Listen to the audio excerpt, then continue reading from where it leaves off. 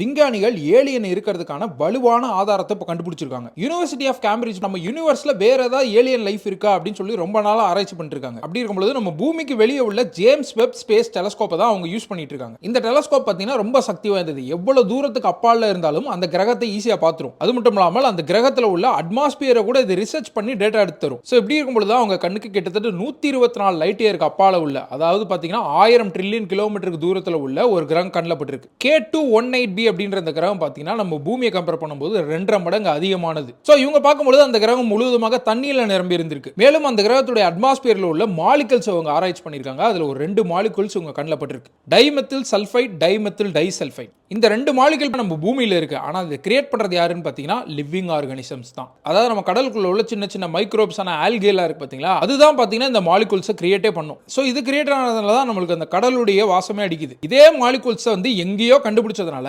அந்த கடலுக்குள்ளேயும் வந்து நிறைய மைக்ரோப்ஸ் இருக்கும் அப்படின்ற மாதிரி இவங்க சந்தேகப்பட்டு இருக்காங்க. நிக்கோ மதுசூதன் அப்படின்ற ஒரு ஆஸ்ட்ரோபிசிஸ்ட் தான் இந்த ரிசர்ச்சை முன்னெடுத்து நடத்திட்டு இருக்காரு. ஸோ ஏலியன் அப்படின்னு நம்ம என்னமோ இங்கிலீஷ் படத்தில் காட்டுற மாதிரி நினைச்சிருப்போம். ஆனா மோஸ்ட்லி பார்த்தீங்கன்னா அது மைக்ரோ ஆர்கானிசம்ஸாக தான் கண்டுபிடிக்கப்படுது. இதுல ஒரு நல்ல விஷயம் என்ன அப்படின்னு பார்த்தீங்கன்னா, இந்த கிரகத்துக்கு போகணும்னு நினைச்சாலும் நம்ம போக முடியாது. ஏன்னா அவ்வளவு தூரத்தில் இருக்கு. ஏன்னா நம்ம மனிதர்கள் எங்க போனாலுமே எங்க அழிவு தான் வரும். நல்ல வேளை தப்பிச்சிருச்சு. K218b.